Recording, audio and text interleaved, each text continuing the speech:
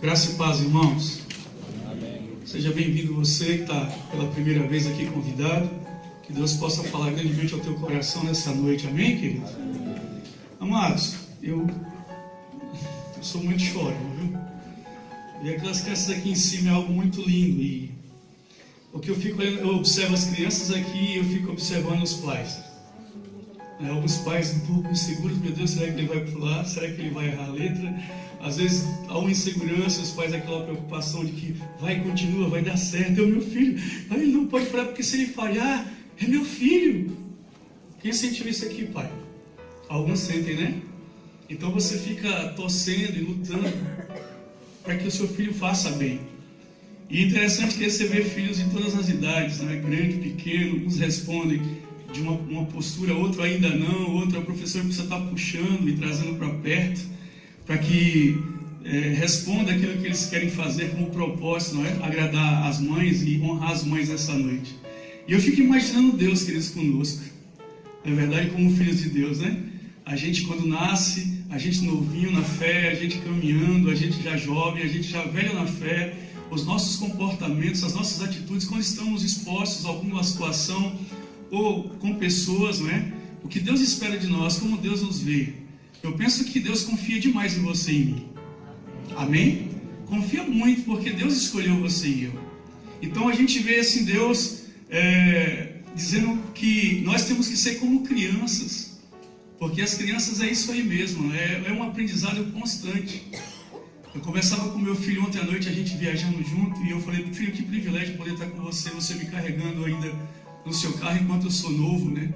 Não estou velhinho ainda para você me levar na farmácia para medir a pressão ou tomar uma injeção daquelas, não é? Mas que privilégio ainda estar jovem, ainda com saúde para a gente partilhar. Foi um tempo muito bom.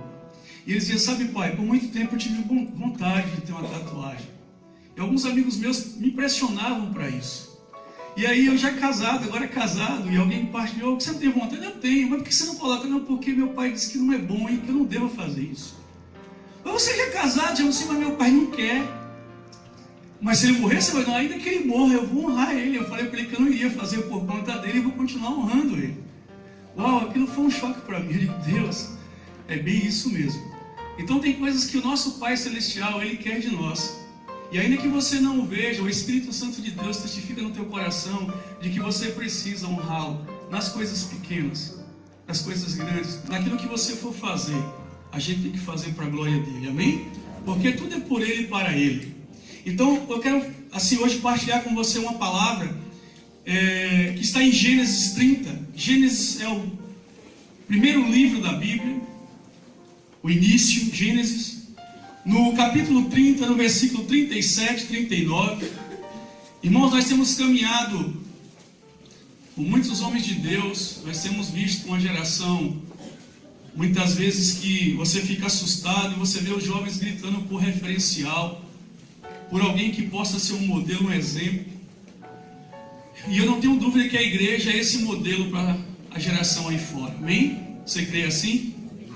Amém. Nós temos um modelo mais perfeito porque ele vem do céu. É o modelo de Deus.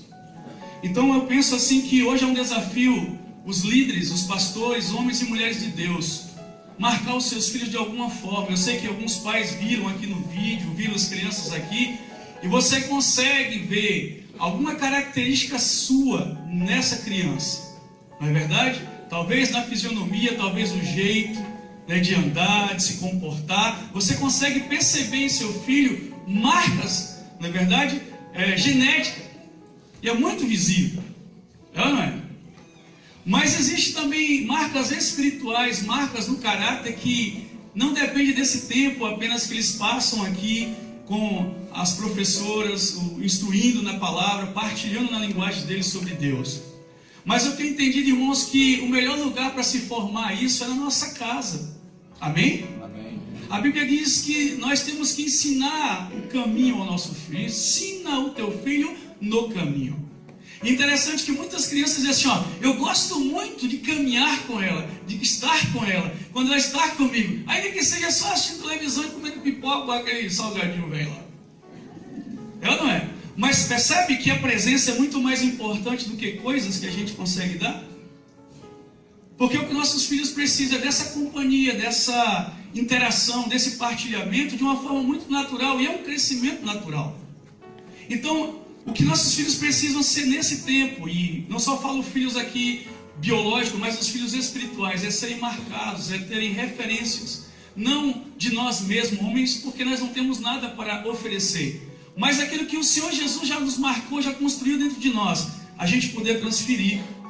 E eu falava com meu filho ontem nessa viagem, filho, eu estou com 42 anos, e se o Senhor me chamasse hoje, eu partiria com muita graça, com muita alegria, porque eu consegui marcar você, com caráter, com as marcas de Cristo. Você é um menino do altar, é um homem de Deus, e eu posso não ouvir dele e vê-lo fazendo, mas de ouvir de outras pessoas falando do caráter. Isso só me alegra o coração como pai.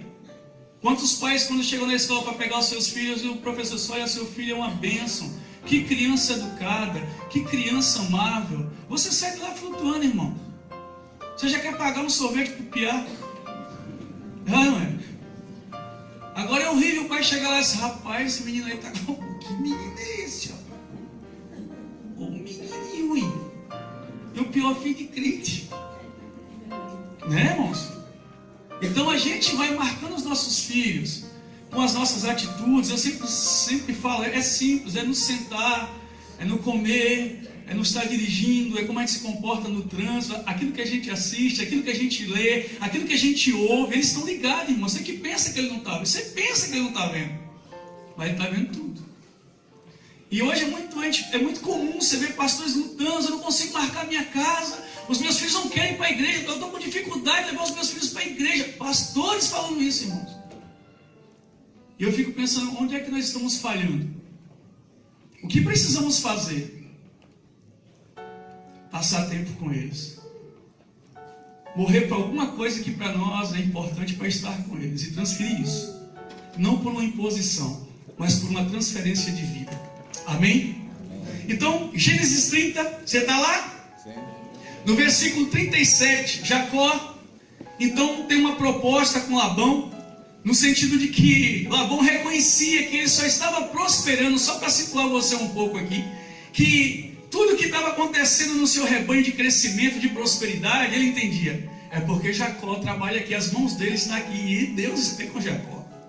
E aí é uma proposta, então, dos dois, de que todo bode, toda ovelha que fosse listrada, que fosse malhada, que fosse pintada, seria de Jacó. Que proposta boa para Labão. Até porque os irmãos sabem que toda ovelha, a probabilidade de nascer mais clara, uniforme, é muito maior. É como você pegar o gado Nelore, que é um gado de sertão, de seca, é sempre um gado branco. Você não vai ver um boi Nelore como uma vaca holandesa, cheia de pintinha branca e preta. Você já viu isso? Se nasce um Nelore assim, opa, alguma coisa aconteceu por lá. Mas geneticamente falando, você não precisa ser veterinário para perceber isso. Existe essa probabilidade de 99,9% de nascer sempre ovelhinhas mais claras, limpas, sem nenhum tipo de mancha. Mas então Jacó, ele estabelece isso com Labão. Mas aí Deus dá uma direção para Jacó. E aí Deus começa a instruir Jacó sobre uma estratégia muito louca aos nossos olhos de início. E diz assim no versículo 37. Tomou Jacó então varas verdes de álamo, aveleira, plátano, e lhes removeu a casca em riscas abertas, deixando aparecer a brancura das varas, as quais assim, escorchadas ou descascadas, pôs ele em frente do rebanho nos canais de água e nos bebedouros aonde os rebanhos vinham para dessedentar-se, ou seja, matar a sua sede, e conceberam quando vinham a beber, e concebia o rebanho diante das varas, e as ovelhas davam crias listradas, salpicadas e malhadas. Até aí. E se você for acompanhar a história depois em casa, você vai ver que essa estratégia da parte de Deus, e não tente fazer isso em casa com o seu coelho branquinho, tá, querido? Para poder sair o seu gatinho que é branco, para sair agora pintado na próxima cria. Compreende? Talvez possa vir alguma coisa desse tipo. Mas foi uma estratégia de Deus para que, então, Jacó prosperasse, ainda que parecia desvantagem, de que a probabilidade de nascer ovelhas branquinhas, limpinhas, era muito maior, e Labão estava então preocupado com um rebanho maior, em ter ovelhas. E sabe, quando eu olho para essa palavra, irmãos, eu olho para o contexto no Brasil hoje, nosso Brasil, nós temos visto cada dia o noticiário, você pega aí nas redes gospel, você vê que os evangélicos têm crescido muito, mas o Brasil nunca teve tão desgovernado, nunca teve tanta corrupção aparecendo, sim ou não? E parece que a igreja não está fazendo uma diferença nenhuma no meio dessa nação tão grande, tão linda, tão abençoada por Deus. Mas ao passo que você vê toda essa corrupção, toda essa bagunça, aí você assiste os noticiários e você vê sempre a projeção, né, de crescimento evangélico. Mas também você olha, irmãos, e aí você vê nos canais de televisão cada dia templos, galpões grandes, multidões e multidões se apertando de evangélicos que fazem parte dessa estatística, dizendo assim: olha, agora nós estamos, olha a multidão que está vindo, o povo está se convertendo. Mas eu pergunto, que nível, que padrão, que proposta é essa de evangelho? Que referência é essa que esse grande rebanho está tendo? Quem os estão marcando de fato? Já parou para pensar isso ou não? E aí é um evangelho, irmãos, e vocês sabem disso. Eu fiquei outro dia um tempo assistindo um canal de televisão e eu via, cara, foi bênção 20 minutos. E o mestre não foi citado ali, o abençoador mal foi falado. E a multidão vem mesmo ávida, elas querem milagres, elas querem sinais, mas não querem sinais, as marcas de Cristo, um evangelho de cruz. Eles querem prosperidade, as marcas de que Jesus de fato está na minha vida. É quando eu chego no templo e paro o meu carrão. Eu vinha de bicicleta, pastor, agora olha aí, ó, do ano. E isso me incomoda como cristão também, irmãos. Eu fico parando e pensando, meu Deus, aonde o povo de Deus, aonde os evangélicos estão fazendo diferença, se muitas vezes na sua própria casa não fazem? Outro dia eu vi um desabafo de um pastor que viu em um site aonde os evangélicos estavam comemorando que caiu a audiência de uma novela de uma rede aí grande. E os evangélicos comemorando: caímos, conseguimos derrubar. Então isso denuncia que os evangélicos assistem muita novela. Sim ou não? Se os evangélicos param de assistir e caem, então peraí, é os que estavam envolvidos. Compreende isso, amados? Aí eu pergunto, que tipo de evangelho, que tipo de cristianismo nós estamos vivendo? E eu não posso ver outra coisa a não ser as pessoas chegando e abraçando Deus com tanta vontade, mas abraçando Deus e dando uma conferida nos bolsos de Deus. Deixa eu ver se tem alguma coisa aí para mim. Compreende, amados? Então, pastor, o que tem a ver esse texto? Eu falei para você que o título dessa ministração é Preparando Referências. E você vai ver aqui Jacó marcado. Trazer sinais, referências para o rebanho. E eu não tenho dúvida, terça-feira eu estava aqui na igreja, no templo. Terça-feira eu parei o carro, desci, e eu fiquei maravilhado e vi homens e mulheres fazendo escola de discípulos, que eu fiquei impressionado, grato a Deus. E eu pegava na mão deles e delas assim: parabéns, você entendeu o que é o chamado de Deus. Você realmente está fazendo escola de discípulos porque você ama vidas, você ama Jesus. Porque quando Jesus chama Pedro para estabelecer, ele disse: tu me amas? Essa não foi a condição, sim ou não? Tu me amas? Eles se amam, então apacenta as minhas ovelhas. Amém? Amém. Então, queridos, esse apacentar, esse formar discípulos, eu fico maravilhado quando eu olho o pessoal da ETM todos os dias que vem aqui. Toda vez que eu converso com o outro que está fazendo: pastor, meu, que aula, meu Deus, que aula, que fantástico, meu, que maravilha. O que nós estamos ouvindo nesses dias, coisas lindas. Porque, irmãos, nós como comunidade, o pastor, nesses domingos que passou, ele destrinchou, mexeu bastante, confrontou muito sobre a nossa religiosidade, sobre o nosso comportamento religioso, nos mostrando que o fato de estarmos aqui em cima não nos faz superior a você. Que tudo não é o pastor, mas que Deus quer usar você, quer usar cada vida que está chegando aqui, porque você foi chamado por Deus. Amém? Então, queridos, nós precisamos parar e pensar e dizer: poxa, é verdade, que vida eu estou levando? O pastor nos confrontou, as salas foram, esticou demais esse assunto, para ver se de fato nós estamos vivendo uma vida religiosa ou vivendo uma vida de fato com o Senhor. Qual é a nossa motivação de estarmos aqui no domingo, ter um lugar como esse, em uma célula, fazer escola de discípulos, fazer um ETM, participar de seminários que tem sido bênção? Nós temos crescido muito, muito, muito em conhecimento, tem alargado muito nosso conhecimento. Mas, queridos, eu tenho entendido que a igreja entendeu isso, que a nossa chamada é fazer discípulos. Diga assim, fazer discípulos. Aleluia, fazer discípulos. Você entendeu isso? Antes eu pensava assim, eu tinha dificuldade. Todo discípulo, ele é um líder em potencial.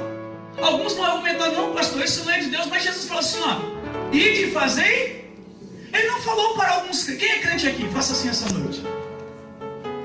Fala para ele assim, ó, essa chamada é para você. Amém? Essa chamada é para nós, irmãos. Irmão, sabe o que eu tenho entendido? Quando eu não faço discípulos, eu estou em pecado. Porque a gente traz o dízimo, tem pessoas que trazem dízimo, oferta, e é generoso nessa área. Mas eu posso fazer tudo, eu ser um crente, mas um crente mesmo assim, ó. Pensa um cabo cheio da glória. Da unção, do reteté, como você queira. Mas se eu não fizer discípulos, se essas coisas que Deus tem derramado sobre mim, seja um conhecimento teológico, se isso eu não conseguir transferir vida de Deus para o outro, não marcá-lo na sua caminhada com Deus, querido, eu estou falhando no processo. Então quando eu vejo o pessoal envolvido com ET, eu vejo o pessoal envolvido com história de discípulos, eles têm entendido, cara, Deus quer salvar a minha casa. Amém? E eu sou instrumento, eu sou a resposta de Deus lá. Então a Bíblia vai falar que Jacó escolhe varas verdes, diga assim, varas verdes. Hoje pela manhã o pastor Manfred falava assim, irmãos, nós temos que corrigir nossos filhos, ainda quando é novinho, o quê? Enquanto a vara está verde, porque você pode trabalhar ela. Porque depois que endurece o trem fica difícil, é perigoso quebrar. Sim ou não? Então ele escolhe varas verdes. O que significa isso, pastor? Varas verdes. Aqui é um conceito que você pode subtrair dessa palavra. E um deles eu anotei aqui. Flexibilidade. Varas verdes são flexíveis. Diga assim, flexibilidade. Maleabilidade. Porque são pessoas moldáveis, tratáveis. Por que não dizer isso? É o perfil de um discípulo. Um discípulo de Jesus. Pessoas que você pode trabalhar com ela. É alguém que diz para o Senhor e para o discipulador, olha, eu quero ser mudado. Eu quero ser transformado. E quando Jesus vem, irmãos, Jesus escolhe homens. E não pegou sábios, entendidos, escribas, não, nem religiosos da época, que aparentemente tinham uma vida muito certa. Jesus escolhe, vai para Galileia e pega gente simples, gente comum. Diga assim, eu sou essa pessoa. Amém? Porque muitas vezes nós chegamos aqui achando, por aquilo que eu sei fazer muito bem, Deus talvez me use. Ele pode usar, pode. Mas se você vem com toda essa bagagem dizendo, olha, é isso aqui que Deus vai fazer através disso, a glória é sua. Mas quando o Senhor tira tudo aquilo que você tem, que você é capaz, e Ele faz do jeito dele, aí a glória é para Ele. Amém? Então o discípulo, ele tem essa disposição de ser mudado, de ser transformado, de ser marcado por um discipulador, por alguém que o ama, alguém que se interessa por ele, que quer conduzi-lo e deixando as marcas daquilo que Deus já fez na sua vida. Então, querido, Jesus quando vem, ele pega pessoas verdes, pessoas cruas. Jesus chega na praia e diz para um homem assim, olha, larga tudo aí, me segue, porque eu vou fazer de vocês pescadores de homens. Quantos foram chamados pelo Senhor aqui? Faça assim. Você tem certeza que Deus chamou, irmão? Amém. E nós não fomos chamados para ser evangélicos, para ser batistas, presbiterianos, sei lá qual é a congregação que você possa estar pensando agora, mas o Senhor te chamou para ser discípulo de Jesus. Jesus quando vem, ele vem e escolhe uma equipe para fazer discípulos, mas eram homens crus. Você pode ver no início da caminhada, no final, claro, você vai ver escrito lá, ó, a carta do apóstolo João, do apóstolo Pedro. Mas antes do apostolado, irmãos, eles passaram por um processo de tratamento constante com Jesus. Olha João no início da caminhada, passa por Samaria, há um conflito, uma resistência. Olha a oração desse futuro apóstolo. Senhor, o senhor não quer que a gente olhe para Deus mandar fogo queimar essa raça? Você já orou assim por uma casa, por um vizinho chato que você tem, não? Por seu chefe? Manda fogo, Senhor. Queima a casa dele, Jesus. Achata ele, Senhor.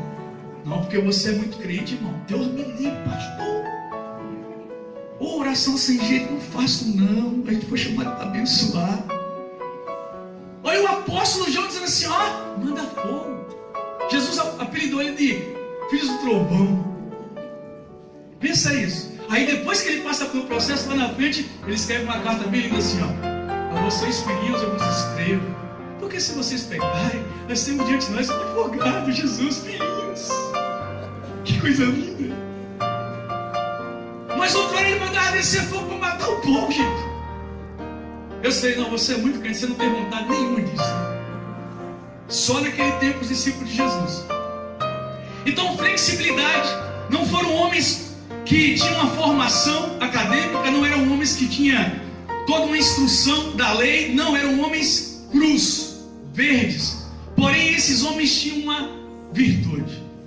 Eles eram homens flexíveis. Diga assim, flexível.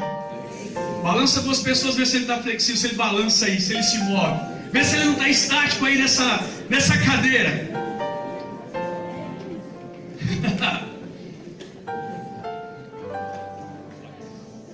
Sabe o que eu vejo, irmãos? Jesus não pegando pessoas que sabiam. Jesus não quer pessoas que sabiam.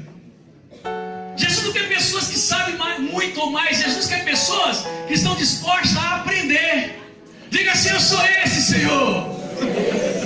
Amém? Amém? Irmãos, desde quando você aceitou Jesus, quantas coisas você já aprendeu até aqui, hein? Tem gente aqui que não quer até líder de célula. Nunca criou nem galinha, hoje tem 5, 6 na casa. Nunca cuidou nem de pintinho. Os pintinhos amarelinhos, verdinho, azul. Na feira a gente comprava para levar. Eu pensava que aquele ia crescer, ia ficar verde a vida toda. E até virar papagaio. Mas depois perdeu a cor. Compreende, irmãos? E que alegria. E a gente só reconhece que tudo isso é resultado de um discipulado, de uma caminhada, de um aprendizado, de alguém que disse, olha, você pode ser sim usado por Deus. E você creu nisso, por isso que você é crente. Amém? Flexibilidade. Aí eu quero perguntar nessa noite, você é uma vara verde? Uma pessoa flexível, maleável? Ou você é uma vara seca? Pergunta para as pessoas, você é verde ou você é seco, meu irmão? Qual é o nível da sua flexibilidade?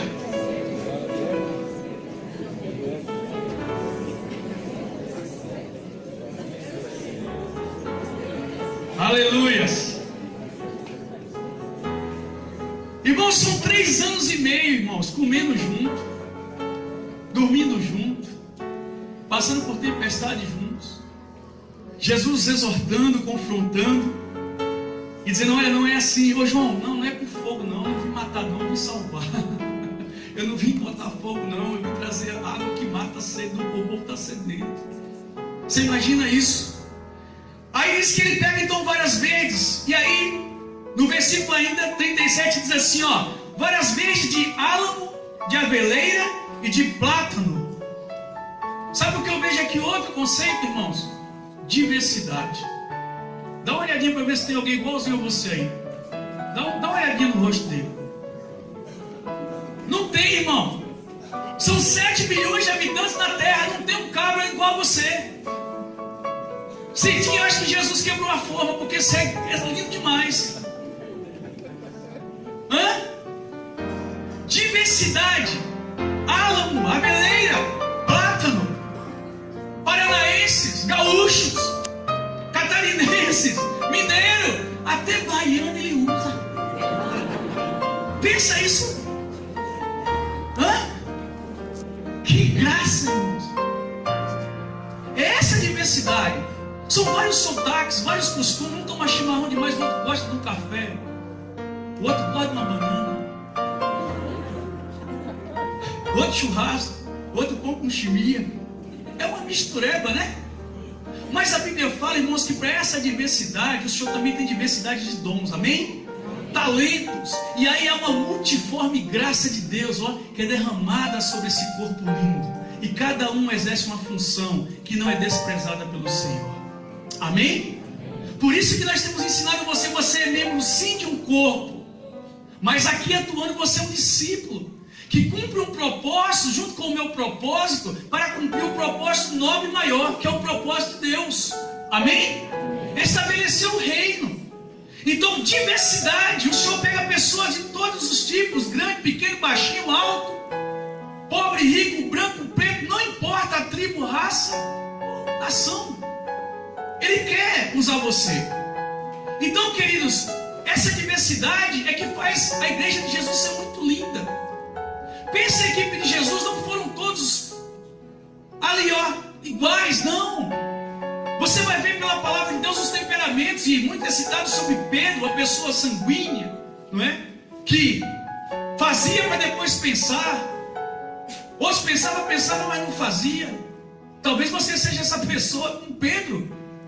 O teu temperamento, nós vimos aqui no seminário sobre personalidades. Meu Deus, nós fomos desnudados aqui, sim ou não? A gente começou a olhar e falou: Senhor, esse aqui é o meu raio-x.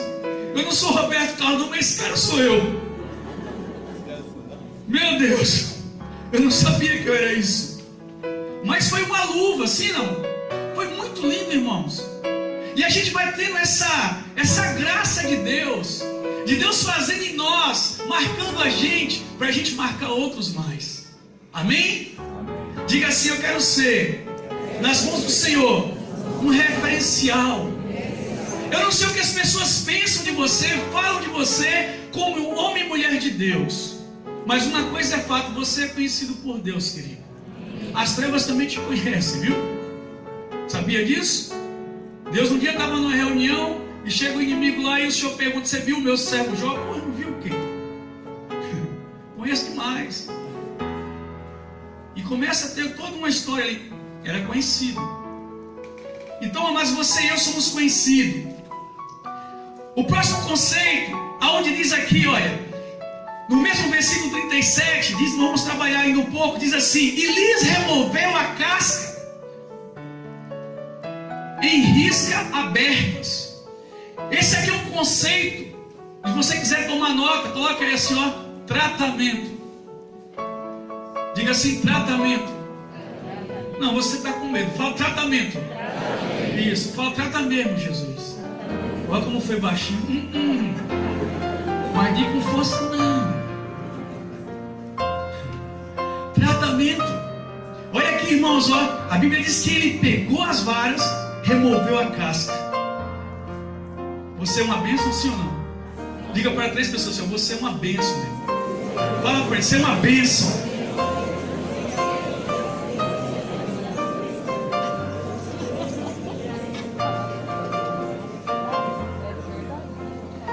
Irmão, nós somos uma bênção, sim ou não? Sabe qual é o problema? A casca. O nosso problema é a casca, irmão. Tem uns cascão, viu? Uns cascaduras, né? Mas o nosso problema é a casca. É a natureza humana. É a alma gritando. É a carne pulando para fazer aquilo que Deus não quer. Por isso, querido, eu não conheço outra ferramenta. Não conheço outra forma de você ver Deus trabalhando na vida de alguém, a não ser usando um discipulador, alguém que está marcando ele pela sua experiência, pela sua caminhada com Deus, por aquilo que Deus já fez, mostrando sempre o caminho, ensinando sempre no caminho, e dizendo assim: é dessa forma, e vai ser assim, porque Deus fez na minha vida e vai fazer na sua também. Amém? Por isso que você é testemunho de Deus, por isso que você é testemunho de Jesus. Por isso que você conta, por isso que você pega um discípulo às vésperas de um encontro ou de qualquer evento, e você faz, você precisa passar por isso, você precisa fazer isso, porque eu fui e Deus fez na minha vida. Amém? Você já esteve lá. Amém, queridos? Você tem autoridade para desafiá-lo a estar lá. Se eu não fui, imagina o discípulo: você já foi no encontro? Não fui não, porque minha mulher não deixa não. Como é que eu vou dizer vai? Não vai. Como é que eu vou? Vamos fazer isso com o discípulo se eu não fiz ainda. Então eu vou galgando, eu vou caminhando, Deus vai me marcando, e aí eu vou, meu irmão, nesse processo de conversão. Porque nós estamos entendidos, irmãos, o Espírito está pronto, a Bíblia diz isso. A carne é fraca. Ela milita todos os dias contra o Espírito. A carne é fraca, a gente sabe disso, como disse sempre a Noeli, é fraca, mas o pecado não é vitamina. Eu preciso entender isso. Agora, o que vai acontecer? Quando é que o Espírito vai ter esse domínio sobre a carne? Quando eu alimento, quando eu leio a palavra, quando eu oro, quando eu me envolvo com as coisas de Deus, quando eu estou com o Senhor, todo o tempo tendo um relacionamento com o Senhor, permitindo através dessa flexibilidade, uma sujeição, uma submissão à vontade dEle. Amém? É isso que nós precisamos entender. Então, a gente é uma pessoa, é uma bênção de Deus, é um milagre de Deus. Mas existe uma casca. A Bíblia diz que Jacó, ele pega aquela vara, ele remove a casca. Compreende, amados? É tirar a casca da religiosidade, como o pastor ministrou muito aqui esses dias. É tirar a casca dos argumentos. Eu não posso, eu não sei. Não. É tirar a casca do orgulho. É tirar a casca da dúvida. Compreende, amados? E me voltar para Deus e deixar Deus ser Deus na minha vida. Você quer ver? Essa madrugada Deus me levantou da cama, eu pulei para anotar. Eu meditando essa questão de casca. O Senhor me falou pinhão. Quem já comeu pinhão aqui? Todo mundo. O povo que gosta de pinhão.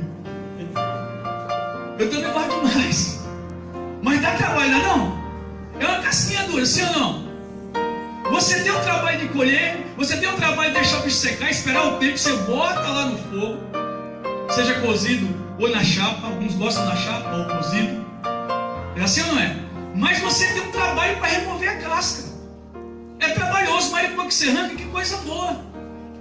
Então, a gente é que nem pinhão, precisa ser removida a casca, porque o âmago está pronto, amém?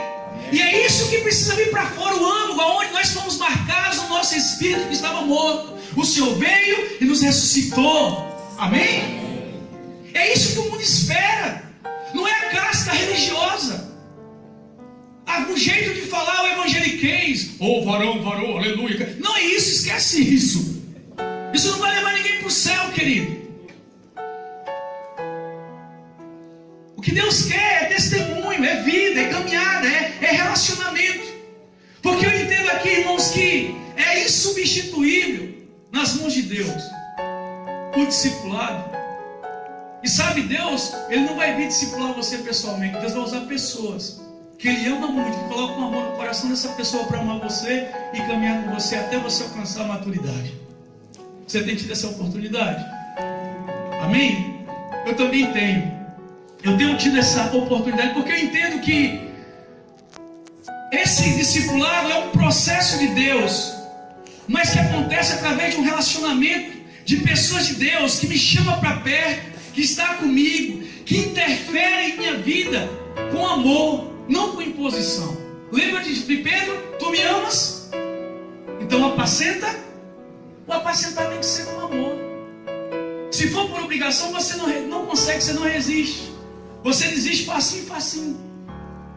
Rapaz, sabe por que Jesus tolerou nós e suporta nós até hoje? Porque Ele nos ama muito. Eu lembro do meu discipulador, César. A gente chegava na casa dele, a gente uma vez por semana. A gente subia direção à casa, parava no fusquinha na porta, quando descia do carro, ele estava lá de cima, quando ele já via pela tromba, olha, tá brigado. Olha o tamanho do beijo de novo, olha o bico do Alan. E a gente descia enfunadinho. Aí o César me tirava para casa, ele ficava com ele lá na sala, a gente ia pro quarto. Ele dizia, Alan, ela tá ferida, cara. Eu tô machucada, cara. Eu nem entendi o que era isso, eu não bati, não cortei com faca, como é que tá ferida?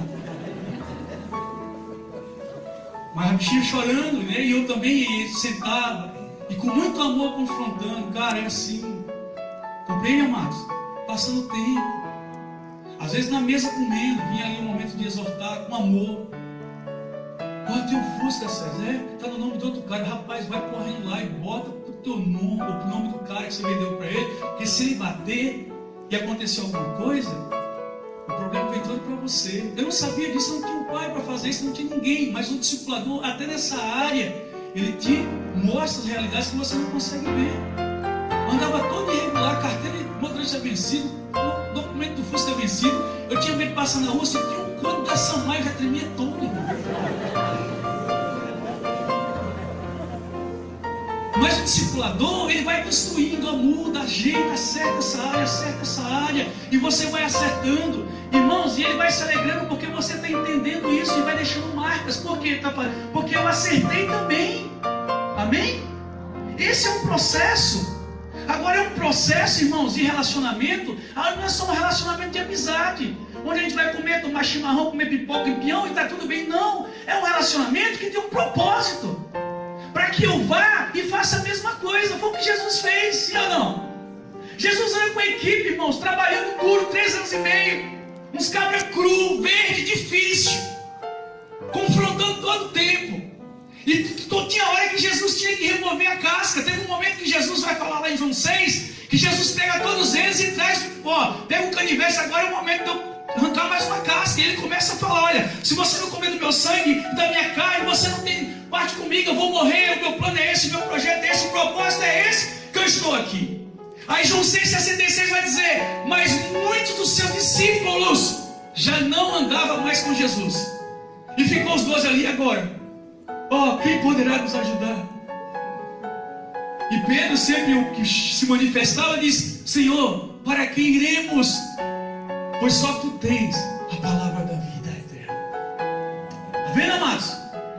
Vai estreitando. Jesus diz que o caminho é estreito. Amém? E a gente precisa entender isso. Outra coisa que linda, a Bíblia diz que, deixando aparecer a brancura das varas, isso traz maturidade. Quando você permite que essas marcas do Senhor, que os frutos do Espírito comecem a se manifestar, isso traz uma maturidade. Você tem consciência que você só tem essas coisas em você, esses frutos, porque o Espírito gerou. Não foram homens que geraram, mas foi o próprio Deus. Amém? Você vivia a vida de Efésios 5,19, na obra da carne, prostituição, lascívia, bebedice, ciumeira, brigas, iras. A gente chegou aqui assim. Mas o Senhor começa a colocar no nosso âmago, no nosso interior, brancura. Quer falar de santidade, irmãos, de transparência um com o outro, de partilhar, ainda que você está acertando, mas também partilhar as minhas fraquezas para com alguém. Hoje o pastor falava muito isso aqui de manhã, irmão, você precisa de alguém para você partilhar as suas lutas, as suas dores, as suas lamúrias, as suas dores, porque sozinho você não consegue. Irmãos, há uma ordem do Senhor, desde aqui de Jesus, não é bom que o homem esteja só. Provérbios 18 vai dizer que o homem que ele se isola, que não quer companhia, ele insurge-se, ele resiste à sabedoria, ao bom conselho. Mas o homem que quer ser tratado, que é flexível, que se submete à vontade de Deus, ele entende, não, essa mulher, esse homem é um homem de Deus, é uma mulher de Deus, que Deus levantou para fazer por mim aquilo que nem meu pai e minha mãe têm feito, ou não fizeram. Amém? Ele tem interesse por mim que eu não encontrei nem na minha casa. É isso que acontece, irmãos. E aí você começa a gerar esse relacionamento, o amor flui. E isso vai até onde, pastor? Essa maturidade, meu irmão, sempre. Isso vai aparecendo, e vai gerando frutos, e vai marcando as pessoas, vai marcando a tua casa. E a Bíblia diz, crê no Senhor Jesus, Atos 16:31, e será salvo tu e a tua casa. Crê, não é apenas assim, eu creio em Jesus, mas é crer e praticar o que Ele disse que nós temos que fazer. Amém? Crer não é só entrar no templo e dizer, agora eu sou evangélico, tem uma Bíblia bonita, aleluia, terminei a escola de discípulos. Não, você precisa fazer disso, irmão, vida na sua vida. Amém? Porque a Bíblia diz que do nosso interior fluirão rios de águas vivas. Diga para 3 pessoas assim, o Senhor quer trazer para fora aquilo que Ele já gerou em você essa noite. Amém? A transparência, uma brancura, a santidade, você é diferente, você é de Deus, você é uma pessoa santa, separada, um povo eleito, escolhido de Deus. Você pode aplaudir Jesus por isso. Aleluia! Você é eleito de Deus, chamado para ter uma vida reta, íntegra. As suas atitudes, meu irmão, vão honrar o Senhor ou desonrar o Senhor. Aquilo que eu faço tem muito peso como cristão. Até porque a palavra cristão significa pequenos cristos na terra. Somos representantes deles. E essa maturidade, irmão, não significa perfeição, viu? Olha, meu líder, você viu o pastor dizer domingo que maturidade, hein? Não é perfeição. É coerência com aquilo que eu falo, aquilo que eu vivo, com o que o Deus que eu sirvo fala e também me diz. Amém? Você precisa entender isso. Coerência. Que não somos perfeitos. Então deixou aparecer a brancura da vara, transparência. E essa brancura, essa santidade, essa vida com Deus vai mover os não. Eu quero isso para a minha vida também. Pô, o que esse cara falou, o que essa mulher falou aí, que peso, isso mexeu comigo. O que eu faço para ter isso? Como diz Jesus, alguém me segue, anda comigo.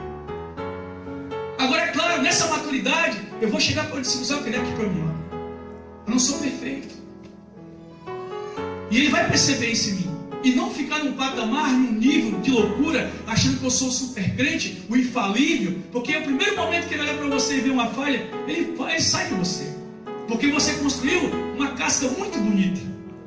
Compreende? Mas abri o coração, eu tirei a capa, eu mostrei. Olha aqui para mim, o Batman sou eu mesmo. Não sou super-herói, não, belisca aqui que eu grito. É por aí. Outro princípio, a Bíblia vai falar no 38 ali. Diz que deixando aparecer a brancura das varas, aí o 38, as quais assim, descascadas, pôs ele em frente do rebanho, nos canais de água e nos bebedouros, aonde os rebanhos vinham para matar sua sede. E conceberam quando vinham a beber. Percebe, irmãos, olha isso. A Bíblia diz então que ele pega essas varas e coloca onde? Diante do rebanho.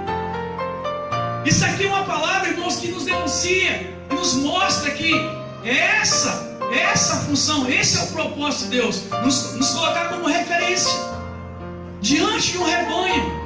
Olha o tamanho desse rebanho. Você acha que nós às vezes não sabemos que você nos observa? Claro que sim. Você vê se eu como muito ou pouco, como eu me visto, como eu corto meu cabelo, o que eu falo, como eu brinco, como eu trato os meus filhos, como eu me relaciono com as pessoas. Nós somos todo o tempo observados. Então, aqui outro conceito, exposição. Diga assim, exposição. Mas essa exposição só foi depois que as varas foram tratadas. Eu fico imaginando Jesus voltando para o Pai. E os anjos devem ter pensado, mas rapaz, ele voltou e deixou com quem esse projeto tão tremendo, tão grande? Rapaz, eu formei, eu transferi para homens. Homens pecadores, falhos. Homens simples, varas verdes, mas que tem uma virtude, se sujeita, é flexível. Tudo que eu falo, tudo que eu instruo da parte do Senhor, daqui dos céus, eles estão dispostos a viver. Ainda que isso custe a sua vida, a Bíblia vai falar de quantos apóstolos que morreram, que formas morreram. A gente quer as benesses do reino, mas não quer morrer para que o Senhor viva. Por isso que o apóstolo Paulo diz, já não vive mais eu, mas Cristo vive em mim. Depois das varas prontas descascadas, ele pôs em frente ao rebanho. Foram trabalhadas para serem expostas. Causou uma evidência, causou uma referência. Isso é um sinal. E é isso que nós, irmãos, como crente, independentemente se você é um líder de célula, ou um auxiliar de célula, um discipulador ou não, existe um rebanho lá fora que carece de uma referência. Passa no shopping e você começa a observar alguns jovens, irmãos. É assustador. Falta referência de homens que falem a verdade, querido. O cabelinho feio que ficou teu pai, tu vai sair assim mesmo?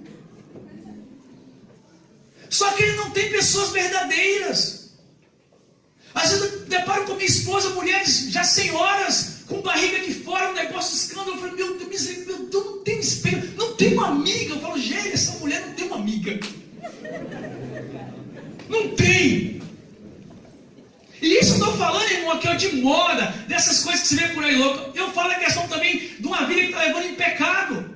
Alguém que possa parar e botar a mão no querido, olha, você está indo para o abismo.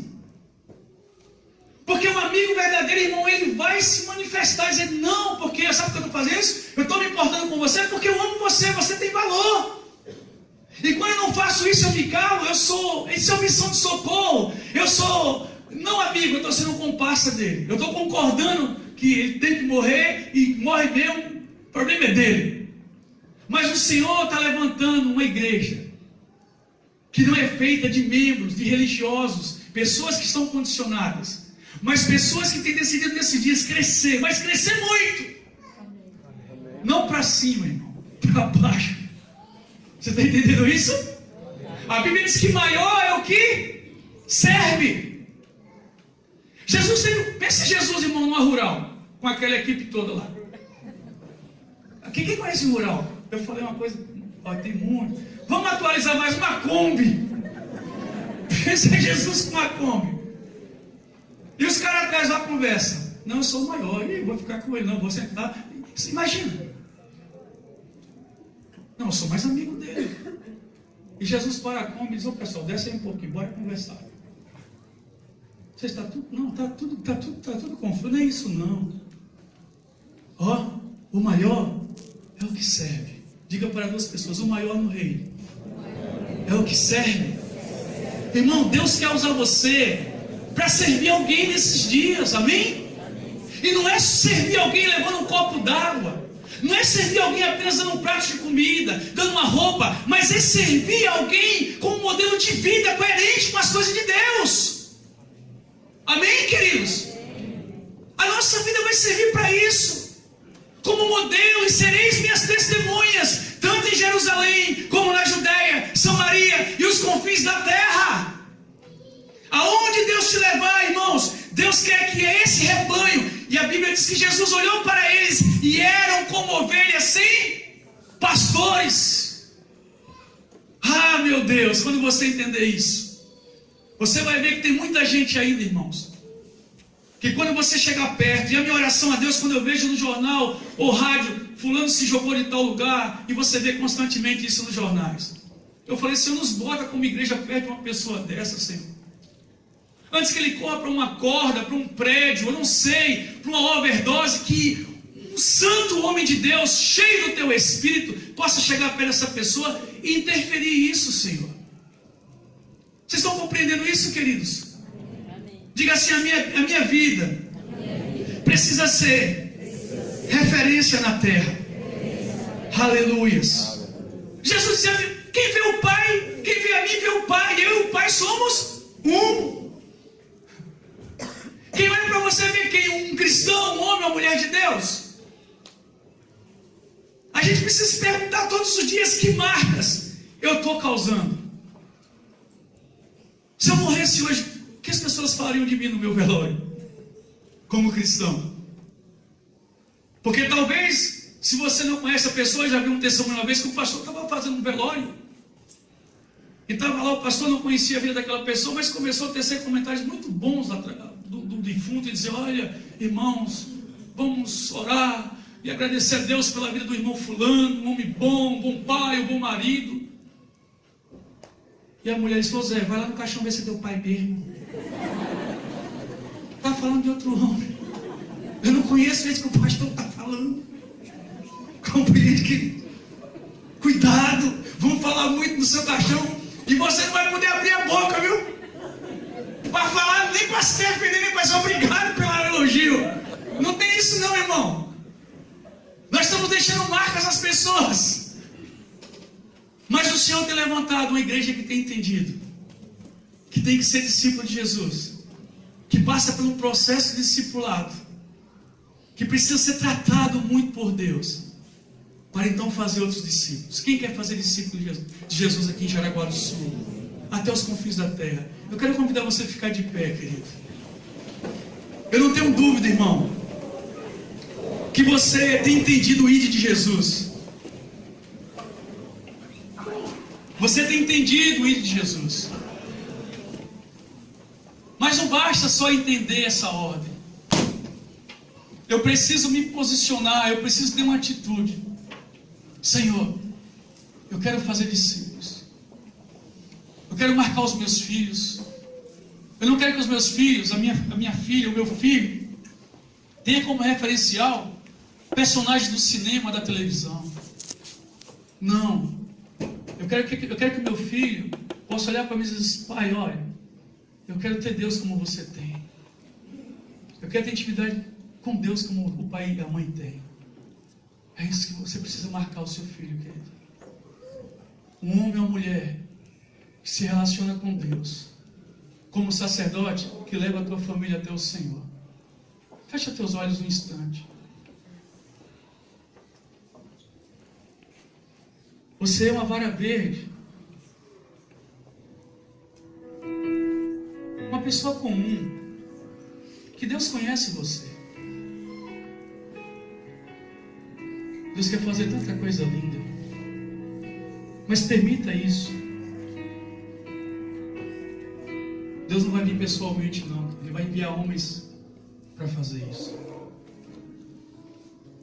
Louvar-te é bem mais do que eu mereço. Sim, Senhor. Adorar-te mais profundo do que eu pensei. Servir-te é tudo que eu espero. O que mais quero é estar mais junto a ti. Aleluias. Derramar perante ti os meus anseios. A minha oferta nesta hora é a verdade. E te mostrar os meus pequenos sonhos. Ah, Senhor, como eu dependo de ti. Aleluias. Para me curar, para me ensinar o caminho que devo seguir. Podes me usar, Senhor, como tu bem queres. Abra o meu coração.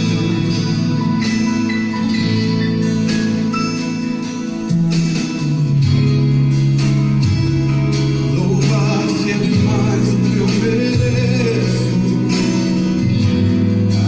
Adorar-te mais profundo do que eu pensei. Servir-te em tudo o que eu espero.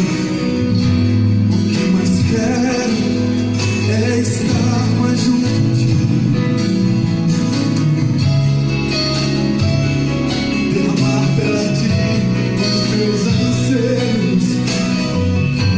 A minha oferta nesta hora é esta música, Pai. Te mostrar os meus maiores sonhos.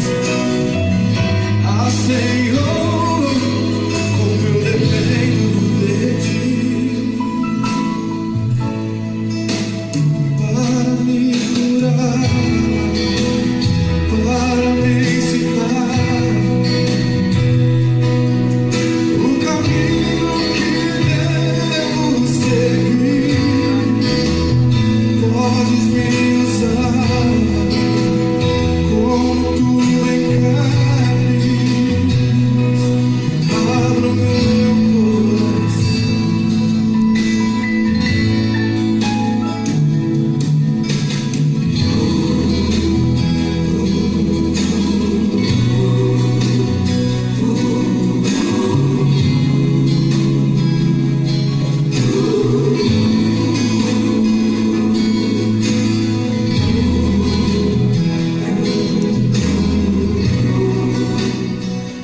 Quem sabe você entrou aqui, querido. Deus fala com você essa noite. Você talvez diz assim: pastor, eu entendi. Eu tenho vontade de ser discípulo de Jesus. Porém, eu não estou preparado. Quantas pessoas eu abordo na rua e falo de Jesus, ela diz: olha, eu entendo isso, mas eu não me sinto preparado, eu não estou preparado. Mas Jesus não está chamando preparados, querido. Jesus está procurando pessoas que de fato queiram, entendam isso, que quem vai fazer a obra é Ele. E nessa noite eu quero assim fazer esse convite a você que entendeu que o que você precisa não é de uma religião. Você já veio talvez de uma religião, não sei, ou vive de uma religião, mas o que você precisa de fato é ter uma experiência com Deus. é abrir o seu coração, é esperar que o Espírito Santo de Deus faça essa boa obra, que ele diz que a obra que ele começa, ele vai concluir. E se você é essa pessoa aqui essa noite, eu gostaria que você levantasse uma das suas mãos e dissesse: pastor, eu quero ser um discípulo do Senhor, eu quero entregar a minha vida a Jesus, eu não estou preparado mesmo, humanamente falando, mas eu sei que quem vai fazer a obra dele em mim é ele, não sou eu. Se você é essa pessoa, estenda uma das suas mãos, eu quero orar com você. Glória a Deus, glória a Deus. Se você quer ser um discípulo de Jesus, querido, quer entregar a sua vida para ele essa noite. Uma vez eu entrei aqui e eu ouvi esse chamado, e eu vim à frente com minha esposa, nosso casamento estava destruído, e Deus naquela noite colocou um casal diante de mim, que orou por mim, que me acolheu, que me deu bons conselhos, que me orientou, que me mostrou pela palavra o que é ser um marido, o que é ser um pai, que mostrou para minha esposa o que é ser uma mulher, uma esposa. E tudo mudou, irmãos. Se você é essa pessoa, pastor, eu tenho um desejo essa noite de entregar minha vida ao Senhor e deixar Ele fazer a vontade dEle. Eu quero te convidar a você vir aqui à frente, mas é agora, é hoje. Não protela mais não. Não deixa para amanhã não. Aleluia, assim mesmo. Pastor, eu entendi isso, eu quero servir Jesus, eu quero que a minha casa seja marcada pela minha vida com Deus. Eu quero fazer discípulos. Eu quero marcar os meus filhos. Eu quero marcar essa geração, alguém dessa geração. Nós queremos orar com você. Aleluia. Vem mesmo. Não tenha vergonha não. Obrigado, Senhor. Não tenha vergonha de sair do seu lugar não, querido.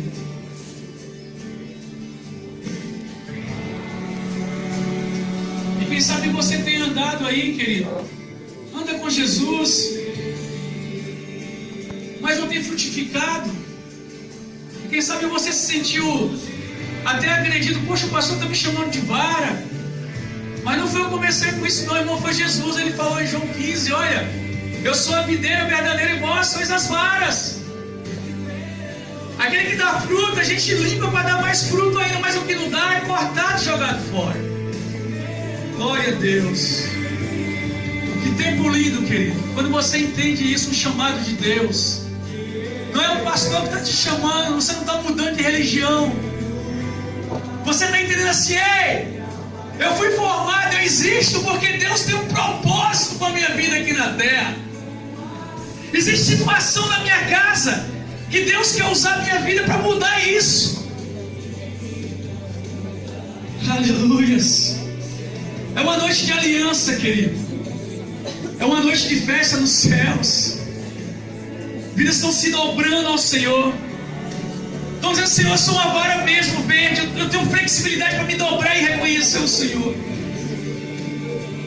Vem mesmo, tem alguém que vai orar por você, com você. Alguém que quer caminhar contigo, quer amar você, a sua casa. Você não está entregando a sua vida a homens, mas ao Senhor, entenda isso. Obrigado. Obrigado, Jesus.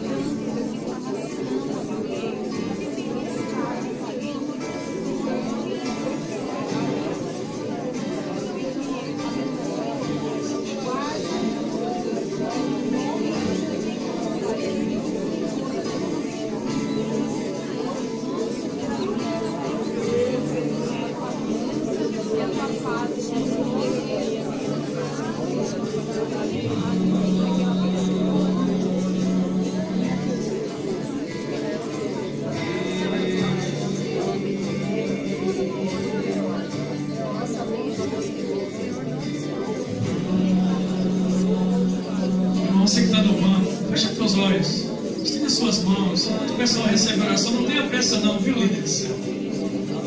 Olha para a pessoa, estenda suas mãos, feche seus olhos. Paizinho, muito obrigado pelos discípulos que o Senhor tem formado neste lugar. Pai, obrigado por tua alma em nós, Senhor. Pai, desperta-nos mesmo, Senhor, para marcar uma geração, para marcar, Deus, um povo, um rebanho que ainda não conhece o Senhor. Pai, que as marcas do Senhor, elas possam cada dia, Deus, assim como a vara de Arão, florescer como um sinal da tua presença, possa florescer, Deus, através da vida de cada vida que o Senhor tem trazido nesse lugar, Senhor. Os abençoa, os guarda, os livra de toda aparência do mal, Senhor. E os usa, Pai, para a glória do teu nome. Em nome de Jesus. Você não vai sair sem abraçar no mínimo umas 6 pessoas aí, irmão. E diga assim com muito carinho para o Senhor: deixa Deus te usar. Deixa Deus te usar. Amém? Diga assim: deixa Deus fazer discípulo através de você. Amém, querido? Deus te abençoe. Vai na paz do Senhor.